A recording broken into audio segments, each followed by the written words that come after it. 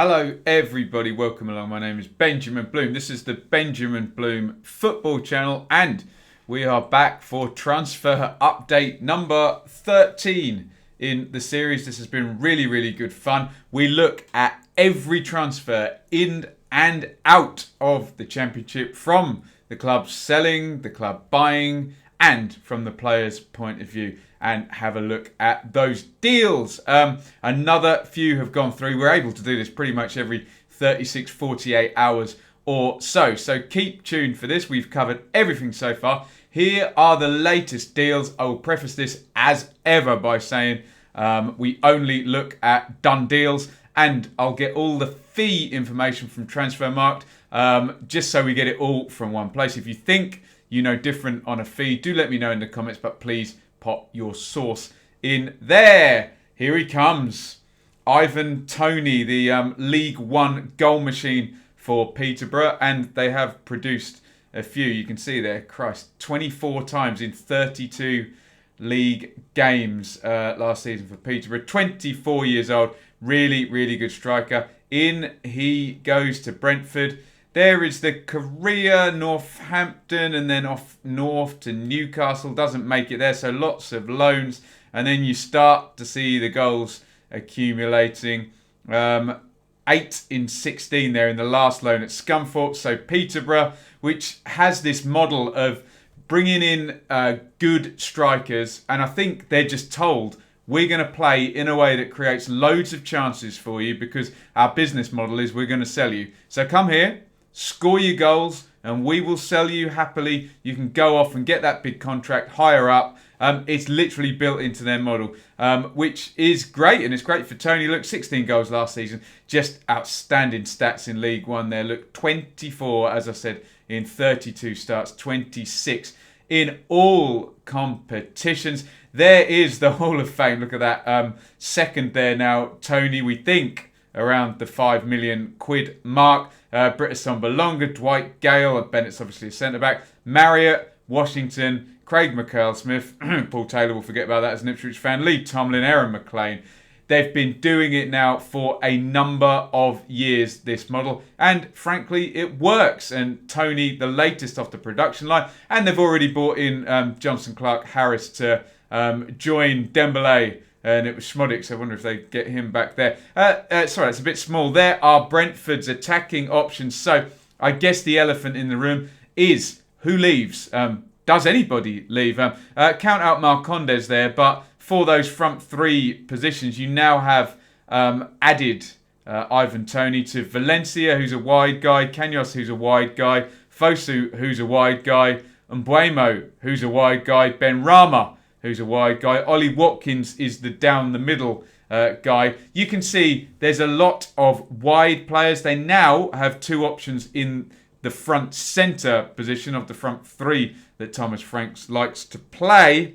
Does this mean Ben Rama is a done deal going out? Who knows? Or will Brentford actually not have a big sale in the front area of the pitch? It could still be a Rico Henry or someone of that nature goes out. We would expect, with it being Brentford, that one of those players, possibly Ben Rama or Watkins, though you'd think, given where Toney plays, that it would be more likely Ben Rama, would now go out. Let's see. In terms of the player, good deal. In terms of the buying club, well, if we think it's about $5 million, that looks a good price with stuff ratcheted on the end on goals and presumably a big promotion bonus for Peterborough if Brentford could get up. For the selling club, Peterborough, they always get it right, don't they? I guess Dara McAntony would say they'd made more money in a non-COVID environment, but it is what it is at the moment, and they've already replaced. So, thumbs up all round. Let's see how Toney does, and let's see who he's actually lining up with in that fabled front three there at Brentford. There is Luke Freeman, who has arrived on loan at Nottingham Forest from Sheffield United. It says on their website, an experienced forward midfielder, played 150 times in the Championship, Arsenal's academy, loan spells in League 1 and 2, before landing at Bristol City. Good player for Bristol City. In the end, I think Lee Johnson wanted a more kind of athletic up-and-at-'em style, whereas Freeman likes to stop, slow the game down, pick a pass. Very good left foot, very good set play guy. Went to QPR and was the main attacking threat there. Sort of playing off the left, can play a 4-2-3-1 on the left-hand side, can't he? Whether he does that at Forest, we'll see. He went off to Sheffield United then. Eze stepped into that role. I think Sheffield United, with their recruitment, were kind of hedging their bets a little bit and buying players who, if the worst happened and they did get relegated last season, would then make them a top-end Championship team straight away. Obviously, they finished 9th, so they can now loan out these players, and Freeman is an example of just that. There is Forest's team there. Now, they've added Lyle Taylor into that mix up front. You would suspect, and I said this was lacking at Forest last season, that he might drop into that number 10 position centrally. Remember, he can play, well, he could play any of those. He could be inverted on the right-hand side, although Lolly's pretty much got that one nailed down. He could play orthodox on the left-hand side or number 10. As I've said, I think that was a weaker area for Forest, and we have seen links with Thiago Silva and João Carvalho, the existing number 10s, go out. So maybe Freeman drops in there as a number 10, and it's going to be an interesting dynamic between somebody in Luke Freeman, who is a very sort of free spirit, languid player, and Sabri Lamouchi, who's quite the team shape absolutist, isn't it? However, Forest are happy. They're not 100 miles an hour up and out in tempo, which is why he went out of Bristol City in the first instance. So maybe the tempo suits, maybe the number 10 position suits. And let's just see Forest, though, adding well to an already good attacking lineup. Will we see Worrell, Cash or Lolly go out to pay for all this? In terms of selling club, buying club player, it's good for the player because he's good at this level and it's not permanent, try before you buy, etc. And that's good for Forest and Sheffield United as well. So looks like a good deal. I wonder if there's anything in the background, a fee agreed maybe, if they do want to take him. There is Jonathan Lecco, who has gone to Birmingham from West Brom. Seems to have been around for a long while, doesn't it? A 3-year contract to go across from West Brom to Blues in the West Midlands there. Joined West Brom at the age of 11, by God, look at that. Debuted in 2015 and played in the Premier League. Indeed, they did have high hopes for him, young player of the season there. However, he then started to go out on loans. He wasn't going to break through and ultimately wasn't going to make it at West Brom. Well, certainly this time we've seen Romain Sawyers go away and come back, so maybe one day, but not at this juncture in his career. Worked for Bristol City, but excellent for Charlton last season. There are some very good numbers, all either down the right-hand side, but in the main up top as a central striker.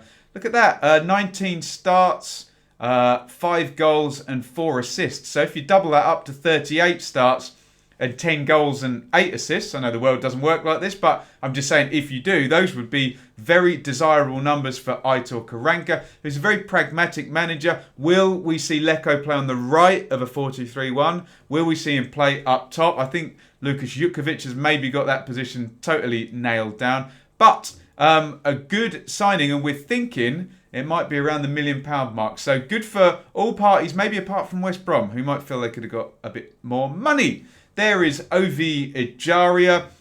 This was all kind of tied up because they did a good loan deal here, Reading, last season. We spoke about the Leeds and Fulham deals for Helder Costa and Jack Harrison and Ivan Cavaliero and Anthony Knockout being really good and having the option to buy. And then the one for Ben White where they couldn't get the option as maybe not being so good. This was a good one for Reading because I think 3.5 million was already agreed at the start of the loan, and they had that option. Obviously, Liverpool not really needing him there. First arriving at Reading in January on an initial loan and breaking through last season. 54 appearances now for the Royals there.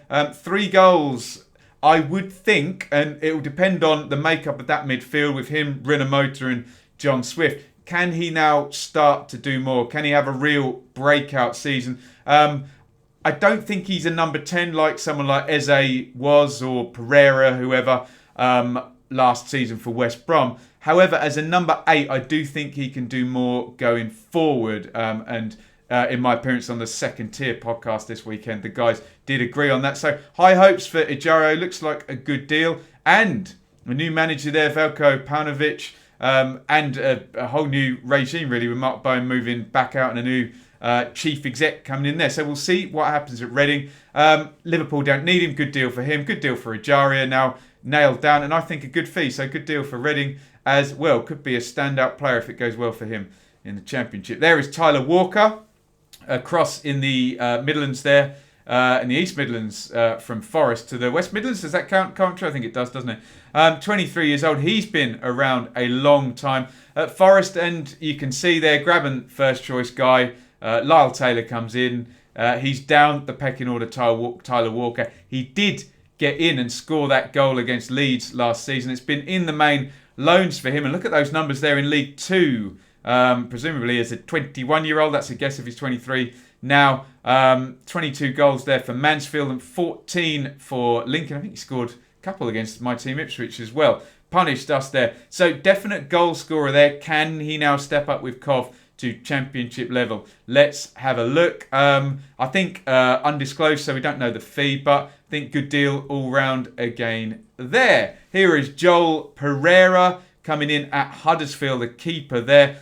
Very specific about this one. Huddersfield Town's head of football operations, Lee Bromby, commented, following the injury to Ryan Schofield, we felt it was important to have another senior goalkeeper in the group. I think you've got Joel Coleman there, now Joel Pereira. Ben Hamer is there, but I'm sure we all saw on Twitter the footage of his horrible mistake he made in the first game in a friendly there. I can't think who Huddersfield are playing. Someone will tell me in the comments. So maybe there's a shootout here for first choice. Remember, Hamer, not too beloved at Derby, and they've gone for David Marshall in from Wigan there.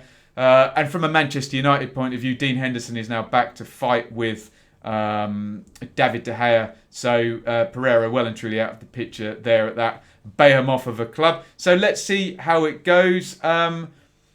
Will he be a first choice? Who knows? We'll find out in September, and I'll say more there. So I can't really say thumbs up, thumbs down, thumbs in the middle for that one. Another keeper here. This is Andres Prieto. Karanka really filling things up at Blues now, starting to shape his side. And we think this might well be a first choice goalkeeper because Conal Truman's gone out. Lee Camp was the keeper there the past couple of years. Neither of those retained. So I would think Prieto comes in, 6'4", 26, departed Malaga, having made 4 appearances and joined Leganes, returned to one of his former clubs, Espanyol, and now arrives at Birmingham. Quite a few players coming in now, and very much a sense of Karanka going with either Spanish players here in Prieto, Sanchez and Terrell, George Friend, a former player, and Lecco maybe the exciting one. So you're starting to see Karanka already, 1, 2, 3, 4, 5 players there.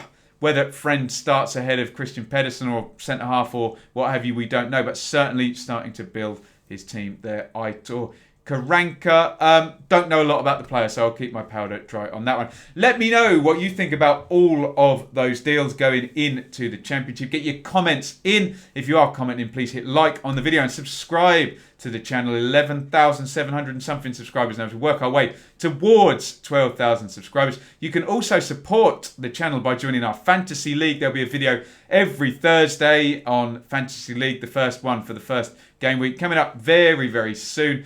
T5QBR0 is the code. If you are working or going out for a run or going to the gym or driving your car, you can listen to all of these shows as a podcast. Just type the Benjamin Bloom Show into your podcast provider, Acast, iTunes, whoever, Stitcher, Podbean. You know what you use. In terms of supporting me financially, I don't have a job. I'm making a real go at this now. So you can support me in 3 ways financially. One that costs you nothing but does cost you something. If you go to amazon.co.uk/shop/the Benjamin Bloom Football Channel, it's good fun. It's my shop front there. I've made some lists of the equipment we use in this room, some fun shirts, some hair stuff, being people always ask me about my appearance. Go and have a look on there, and if you buy something, that helps the channel there and effectively costs you nothing. You're not paying any extra for a product that hopefully you would have bought anyway. Patreon, $3 per month is just basically a donation from you to me, to the channel, to say you're a fellow football supporter.